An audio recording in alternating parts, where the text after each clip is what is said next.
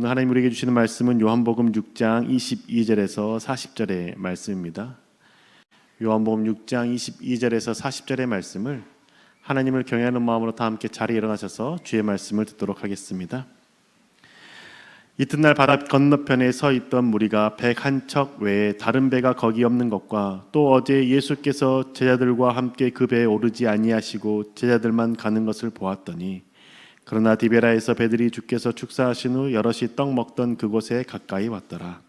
무리가 거기에 예수도 안 계시고 제자들도 없음을 보고 곧 배들을 타고 예수를 찾으러 가버나움으로 가서 바다 건너편에서 만나 랍비여 언제 여기 오셨나이까 하니, 예수께서 대답하여 이르시되 내가 진실로 진실로 너희에게 이르노니 너희가 나를 찾는 것은 표적을 본 까닭이 아니요 떡을 먹고 배부른 까닭이로다. 썩을 양식을 위하여 일하지 말고 영생하도록 있는 양식을 위하여 하라. 이 양식은 인자가 너희에게 주리니 인자는 아버지 하나님께서 인지신 자니라. 그들이 묻되 우리가 어떻게 하여야 하나님의 일을 하오리이까? 예수께서 대답하여 이르시되 하나님께서 보내신 일을 믿는 것이 하나님의 일이니라 하시니, 그들이 묻되 그러면 우리가 보고 당신을 믿도록 행하시는 표적이 무엇이니이까? 하시는 일이 무엇이니이까? 기록된 바 하늘에서 그들에게 떡을 주어 먹게 하였다 함과 같이 우리 조상들은 광야에서 만나를 먹었나이다. 예수께서 이르시되 내가 진실로 진실로 너희에게 이르노니 모세가 너희에게 하늘로부터 떡을 준 것이 아니라 내 아버지께서 너희에게 하늘로부터 참떡을 주시나니, 하나님의 떡은 하늘에서 내려 세상에 생명을 주는 것이니라. 그들이 이르되 주여 이 떡을 항상 우리에게 주소서. 예수께서 이르시되 나는 생명의 떡이니 내게 오는 자는 결코 줄이지 아니할 터이요 나를 믿는 자는 영원히 목마르지 아니하리라. 그러나 내가 너희에게 이르기를 너희는 나를 보고도 믿지 아니한도다 하였느니라. 아버지께서 내게 주시는 자는 다 내게로 올 것이요 내게 오는 자는 내가 결코 내쫓지 아니하리라. 내가 하늘에서 내려온 것은 내 뜻을 행하려 함이 아니요 나를 보내신 이의 뜻을 행하려 함이니라. 나를 보내신 이의 뜻은 내게 주신 자 중에 내가 하나도 잃어버리지 아니하고 마지막 날에 다시 살리는 이것이니라. 내 아버지의 뜻은 아들을 보고 믿는 자마다 영생을 얻는 이것이니 마지막 날에 내가 이를 다시 살리리라 하시니라. 아멘. 잘 해주시기 바라겠습니다. 기도하겠습니다. 주님이 땅 가운데 오신 그 사랑 기억하는 예배가 되길 소망합니다. 영생을 누리는 예배, 하나님을 깊이 만나는 예배가 되길 원하오니 이 자리 가운데 함께하여 주시고 주의 사랑 안에 거하며 주를 발견할 수 있는 귀한 시간 되게 하여 주옵소서. 역사하시고 일하시는 우리 주 예수 그리스도 이름으로 기도드립니다. 아멘. 잠시 물 좀 마시겠습니다.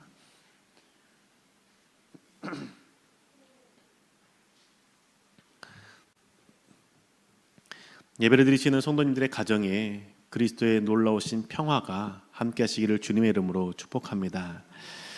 소련의 스탈린 시대 때 보리스라는 젊은 유대 의사가 있었습니다. 그는 스탈린은 신이 아니다라고 말했고 신이 아니라 인간이라 말해서 스탈린 체제에 불응한 죄로 감옥에 갇히게 되었습니다. 집단 강제 수용소에 수용된 것이죠. 그리고 그는 그곳에서 한 역할을 맡게 되는데 그 역할은 고문당하는 이들의 상태를 보고 이 사람이 고문을 계속해도 되는지 아니면 고문을 하게 되면 죽게 될 것인지 그것을 진단하는 역할을 맡은 것이죠. 의사로서 이 사람이 고문받고 난 다음에 또 고문을 해도 괜찮다라고 하는 진단서를 끊어주면 앞으로 그 사람은 계속 고문을 받는 겁니다. 정치범들을 고문할 때 이용되는 것이죠.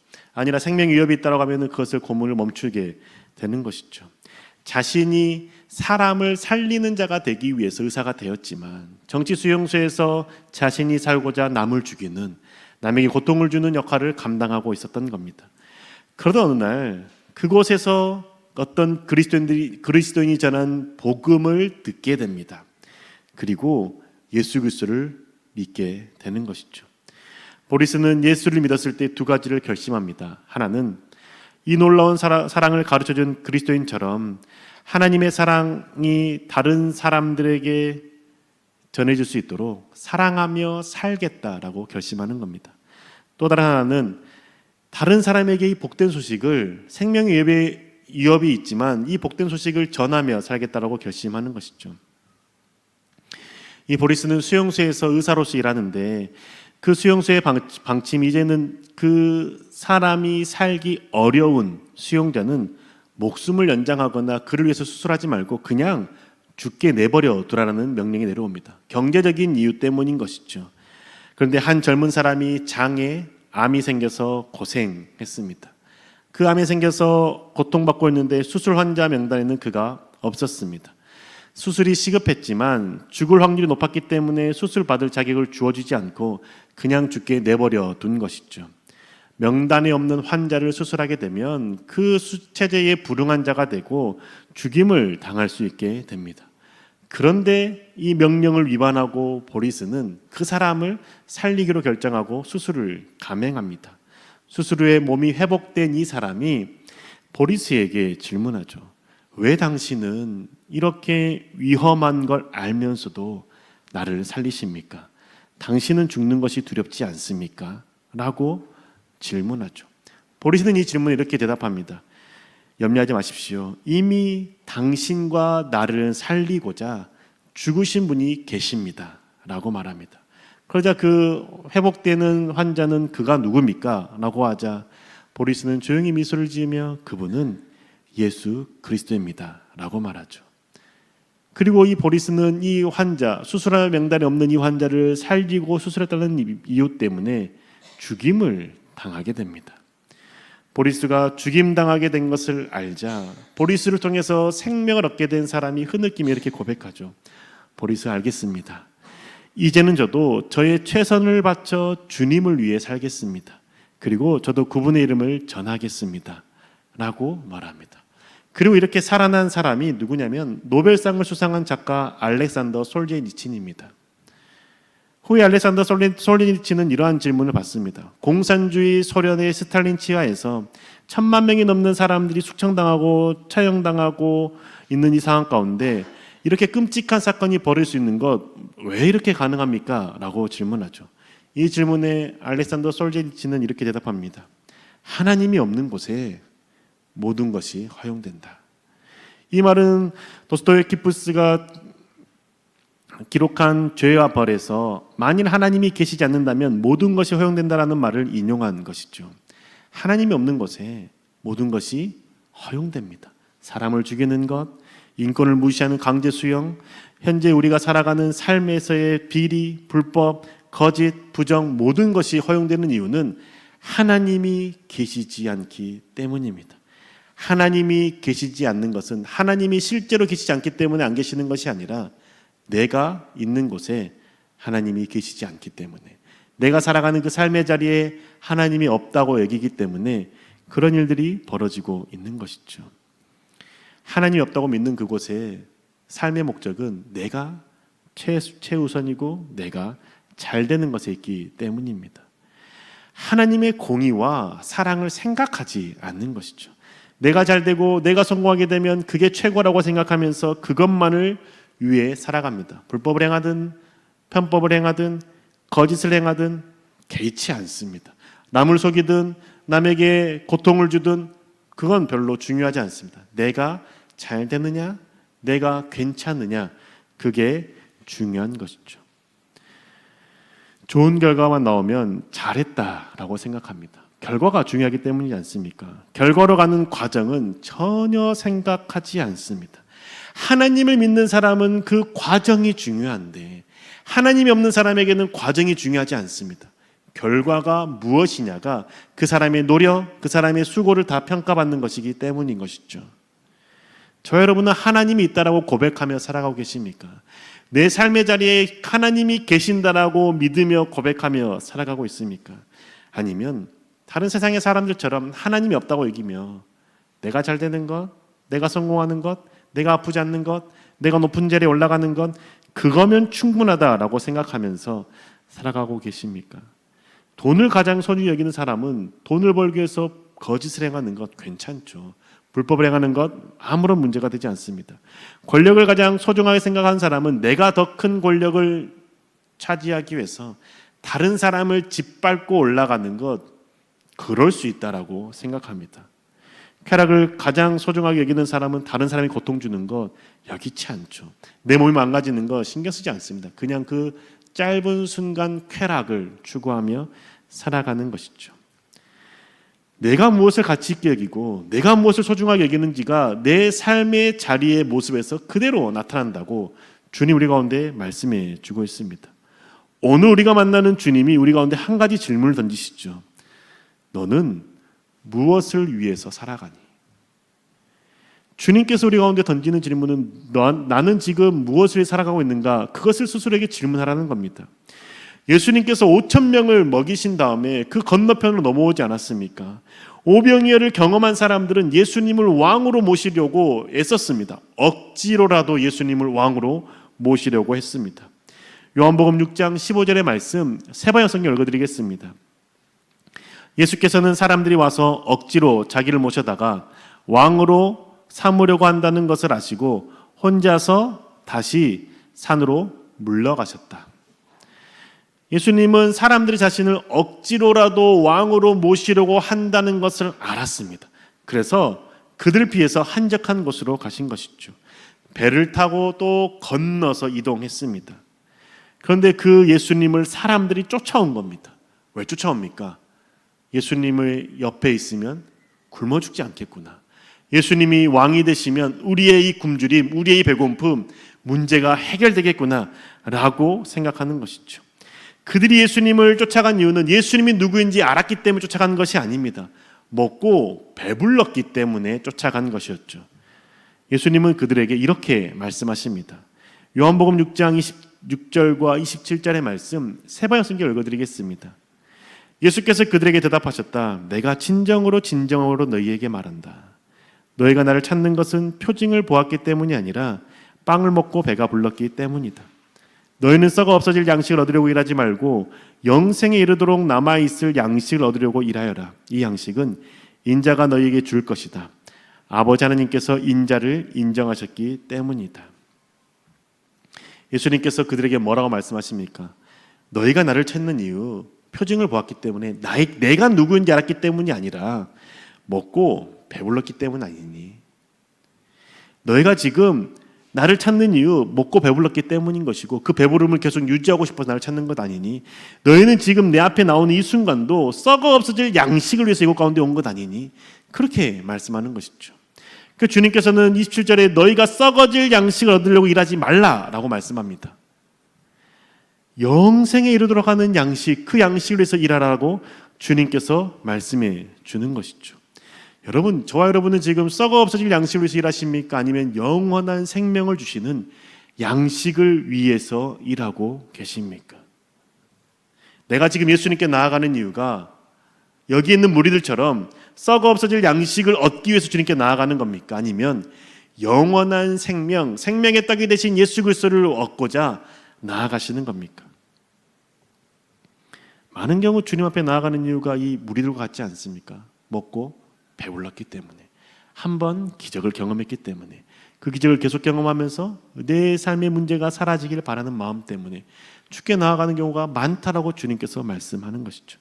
주님께 나아가면 주님이 나를 먹여주시니까, 주께 나아가면 내가 원하는 그 학교에 합격시켜 주시니까, 주께 나아가면 내가 아프지 않게 되니까, 주께 나아가면 내가 원하는 그 직장에 취업되게 되기 때문에, 그래서 주께 나아가는 것 아닙니까? 그러면 그것은 이 땅에 썩어 없어질 것을 위해서 일하는 자가 된다라고 주님께서 말씀하시는 겁니다. 내가 지금 하는 일, 공부, 자격증 취득 모든 것들이 썩어 없어질 양식을 위해서 일하는 것 아닙니까? 그럼 우리 가운데 질문이 생기죠. 내가 이 땅에 발을 딛고 살아가는데 이 땅을 위해서 일하는 것 하지 말아야 됩니까? 주님께서 지금 이 땅에 썩어 없어질 것을 일하지 말고 영생을 일하라고 하셨는데, 그러면 내가 이곳에서 공부하는 것, 취업을 준비하는 것, 좋은 성적을 얻기 위한 것, 이 모든 것들이 의미가 없고 쓸모가 없는 것들입니까? 라고 질문하실 수 있지 않겠습니까? 그런데 이건 단순히 이분법적으로 생각하는 것 아닙니까? 주님이 흙과 백으로 나누시는 겁니까? 주님께서 겉으로 보이는 것만 보시고 그것으로 괜찮다라고 말씀하십니까? 아니지 않습니까? 주님은 우리들처럼 겉에 드러난 것만 보시는 게 아니라 마음의 중심을 보시는 분이시지 않습니까? 그 우리는 생각해야 되지 않겠습니까? 내가 지금 무엇을 추구하며 나아가고 있는지, 주님 우리의 마음의 중심에 보시며 거기에 질문하시는 것이죠. 네가 나에게 나오는 것 진짜 썩어 없어질 것만 위해서 나오는 것 아니니? 영생에 대한 소망 있니? 질문하시는 겁니다. 주님께서 이들에게 영생을 위해서 일하라 라고 말씀하십니다. 그러면 질문이 생기죠. 영생을 위한 것이 무엇입니까? 여기에 있는 무리들도 그 질문이 생겼습니다. 요한복음 6장 29절입니다. 그래서 질문이 생겨서 주님께 물었을 때 주님께서 이렇게 대답하셨죠. 예수께 대답하여 이르시되 하나님께서 보내신 이를 믿는 것이 하나님의 일이니라 하시니. 아멘. 우리 가운데 무엇이라 말씀하십니까? 영생을 얻는 일이 무엇입니까? 영원한 생명을 얻는 일이 무엇입니까? 이 땅에 썩어 없어질 것을 일하는 게 아니라 하나님을 믿는 영생을 영원히 살 수 있는 일을 하는 것이 무엇입니까? 라는 질문에 주님은 이렇게 대답하시는 겁니다. 하나님께서 보내신 이를 믿는 것이 하나님의 일이다. 하나님께서 보내신 이가 누구입니까? 예수 아닙니까? 예수 그리스도 아닙니까? 저 여러분은 하나님이 보내신 이 예수 그리스도를 믿으십니까? 예수님을 믿는다는 것은 하나님이 보내셨다라는 사실을 믿는 것입니다. 예수님은 이 땅에 오셨던 분이시죠. 역사적으로 이 땅 가운데 살았던 사람입니다. 그리고 그 역사적인 예수를 우리는 알고 있습니다. 2000년 전에 이 땅 가운데 오셨고 이 땅에서 놀라운 기적들을 행하셨고 권위 있는 말씀을 가르치신 것 압니다. 그리고 십자가 달려 죽은 것 또한 많은 역사학자들이 다 부정할 수 없는 사실이라는 것 압니다. 여기까지는 다 인정하죠. 그런데 그 이후의 사건에 대해서 인정하지 않습니다. 예수님께서 사흘 동안 무덤에 머물렀다는 것 인정하지 않습니다. 죽으심 가운데서 다시 부활하셨다는 것 믿지 않습니다. 그리고 하늘로 올라가셨다는 것, 이 사실 자체를 믿지 않습니다. 그런데 주님은 우리 가운데 말씀하시죠. 하나님이 보내신 일을 믿는 것이 하나님의 일이다라고 말씀하는 겁니다. 이곳에 앉아 계시는 저와 여러분은 예수님이 하나님께 보냄을 받아서 이 땅 가운데 오신 분이라는 사실을 믿으십니까? 역사적인 예수, 역사에 기록되어 있는 그 예수라는 분이 그냥 이 땅 가운데 놀라웠던 석가모니처럼 놀라운 그냥 사람이 아니라 하늘에서 보냄받으신 분, 하늘에서 보냄받으신 이라는 사실을 믿으십니까? 그래서 동정녀 마리에게 나신 분이시라는 것을 믿으십니까? 십자가에 죽은 것이 끝나는 것이 아니라 부활하심으로 다시 영원한 생명을 누리시는 분이라는 사실을 믿으십니까? 주님은 이걸 믿는 게 우선이라고 말씀하는 겁니다. 네가 이 땅에서 먹고 사는 것을 위해서 영생이 아닌 먹고 사는 것을 위해서 일하는 것이 우선이 아니라 하나님께서 보내신 분이 이 땅 가운데 오셨다. 그분이 진짜 예수고 그리스도라는 것을 하나님의 아들이라는 사실을 믿는 것이 우선이라고 말씀하는 겁니다.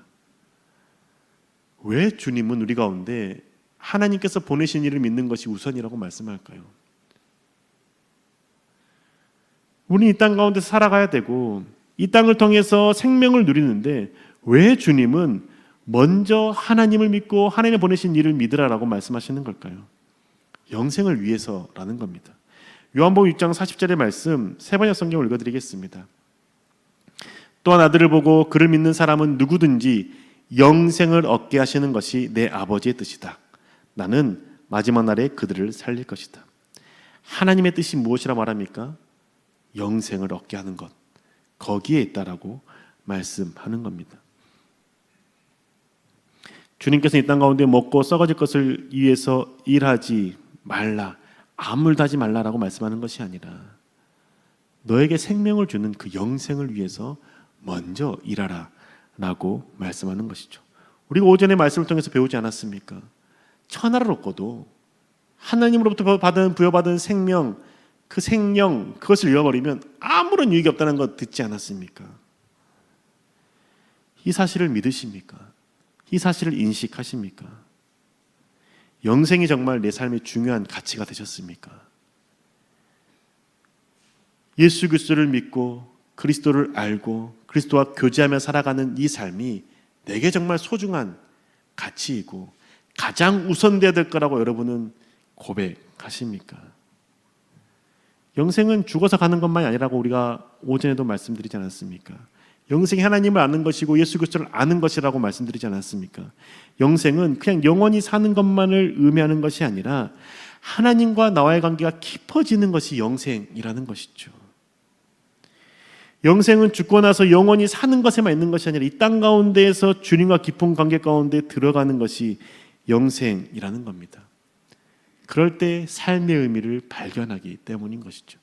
그럴 때 정말 내가 이 땅에서 사는 것이 끝이 아니라 죽음 이후에 주님과 사는 삶이 있다는 것, 영원히 사는 삶이 있다는 것을 알기 때문이라는 겁니다.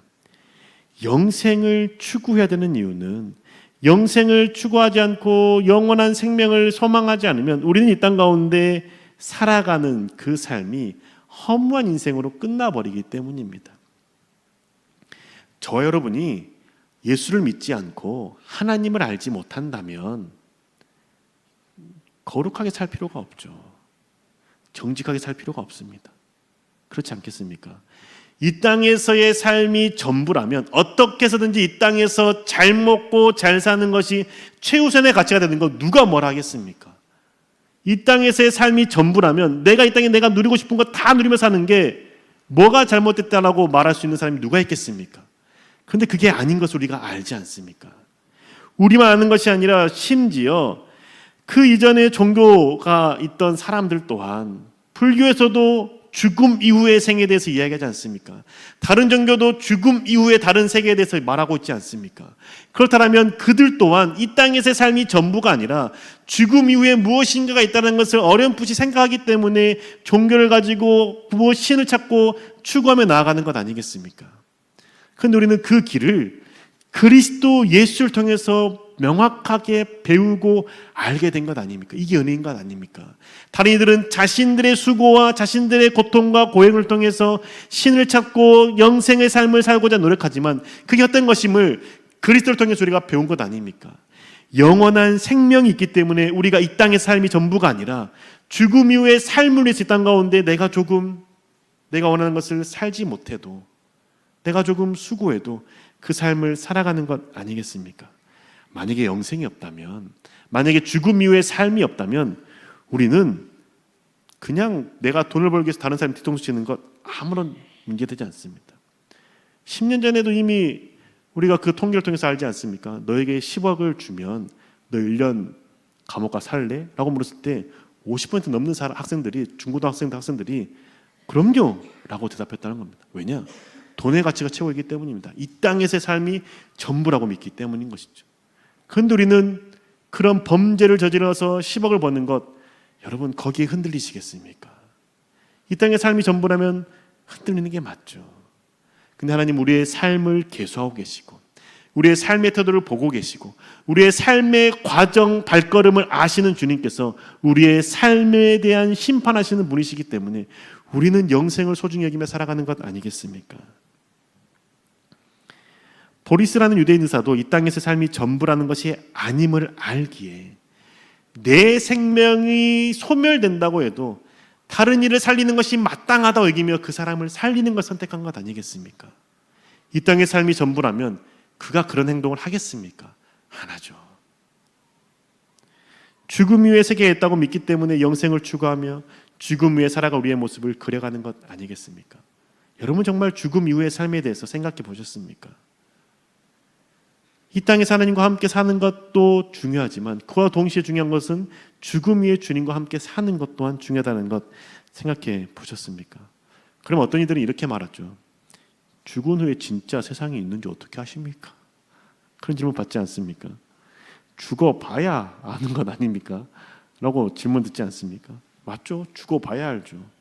근데 정말 죽었는데 천국이 있고 지옥이 있으면 어떻게 하시겠습니까? 그 사람들은 어떻게 하시겠습니까? 그때 되돌릴 수 있습니까? 없지 않습니까?